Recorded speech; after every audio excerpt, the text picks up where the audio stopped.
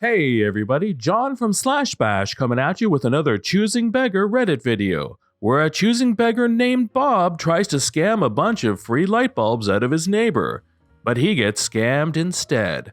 Let's jump right in. I have a neighbor named Bob who is the biggest choosing beggar douchebag I have ever run into. Bob is a wheeler and dealer, a haggler, a con man always looking for the best deal. If Bob buys or sells something, he has to feel like he got the upper hand, or he won't do the deal. Then to add insult to injury of the deal you made with him, he runs his mouth about how dumb the other person was and how smart he is. He is my neighbor, and while I don't like Bob, he would totally run into your burning house to save your kids, even if it was only to ask for a settlement afterward for pain and suffering. You can't choose your neighbors. One time Bob bought 3 lawnmowers at an estate sale for $10 each, then could not get them to run and offered to sell me one for $25. I knew how to fix it, so I bought it, fixed it, then he came back wanting more money since I got it running. When I told him to suck it, he then demanded I help him fix the other 2, for free. It's pathological. He has to come out on top or his bruised ego would be crushed. His penis would cease to get hard and his wife would leave him, or something like that. So I showed him how to fix them, and he turned around and sold them both for $50 each, then still complained that I owed him $25. That is Bob. He is the kind of guy that when you both agree to a price, if it's too fast, he wants to change it after you agree. So the choosing beggar story that pushed me over the top and why he has a restraining order against me is a little longer. I was managing a project where we bought 20 cases, 2,000 lamps of light bulbs that the owner decided were the wrong color and was good with paying for 20 more cases in the right color. The lamps I bought were 40-watt LED warm dim in standard base. Warm dim is a cool feature. The lamp dims from 3000K to 2200K, and the lamp really mimics the old incandescent lamps well. These lights look fantastic in residential homes. They were non-returnable and they were going in the trash, so I took them home with the consent of my boss. The day I rolled up with 20 cases of lamps, Bob came over beer in hand to find out what I was up to, and I tell him the whole story. His eyes just glaze over and asks if he can have some too. I give him a case and he takes it without even saying thank you or helping me unload my truck into the garage. He is a blank. I'm used to it, so I just ignore him as he walks off with a case of lamp, probably to go brag to someone about how dumb I am for giving it away for free. Sure enough, over the next few days, various neighbors come knocking, wanting their free lamps too, and I pass out a few small boxes of 10 to their disappointment. Then someone on Facebook starts a post for the neighborhood about me passing our free lamps, and before this gets out of hand, I announce they are $1 each. Come and get all you want. Nobody comes. I still have 18 cases and wonder if I can sell them on eBay.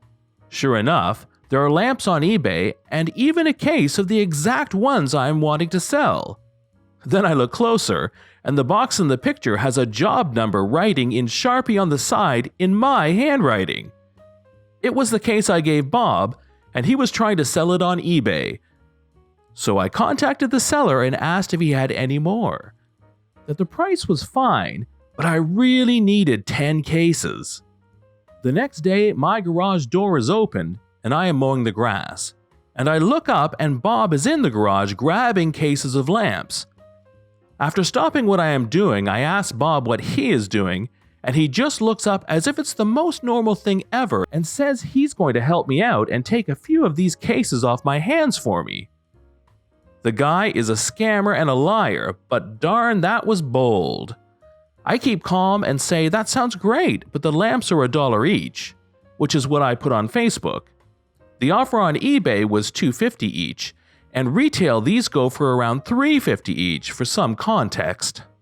Bob is indignant that I would dare to charge him for the lamps. The very guy who would take them for nothing, sell them for a profit, then brag to anyone who would listen about how dumb I was, is mad at me for it? He is pissed and stomps off, calling me a little blank. This was when I stopped taking any of his behavior for granted. Bob comes back the next day and tries me again. Only the price is $1.25 on principle, and I got to watch all the veins in his face pop out and his skin turn red. This goes on for a week as I prod him on eBay for a delivery time. The problem with Bob is he just can't pay the asking price for anything, no matter what, even if it means spoiling the eBay deal. He really would cut his own nose off to spite his own face. We settled on the original $1 a lamp, and I sold Bob $1,000 worth of lamps. He demanded I deliver the lamps to his garage as part of the deal. No biggie. I was having fun anyway. Then I watch as he tells the buyer, me, on eBay he has the lamps, but there was a shipping and handling fee and his cost has gone up. I horse traded with him on eBay for days. It was great fun. Then I just walked away. About 3 weeks later, Bob comes back and wants to know if I would take the lamps back. I just smile and say, I have plenty of lamps, and he is really agitated.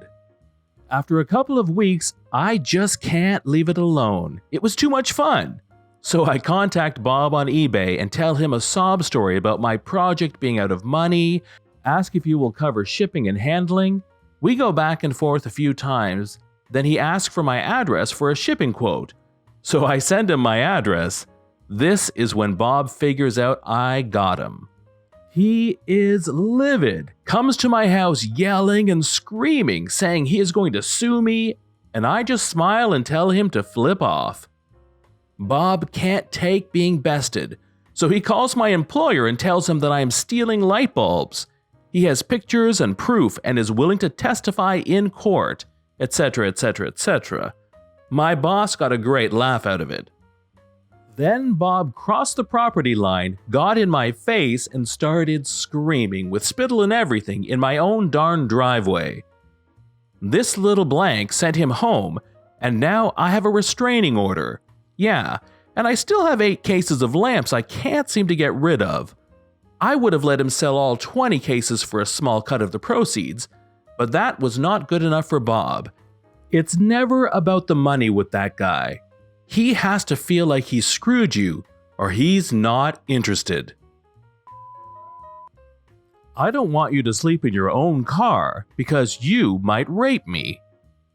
Some years ago, my brother and me were backpacking through New Zealand and bought ourselves a minivan.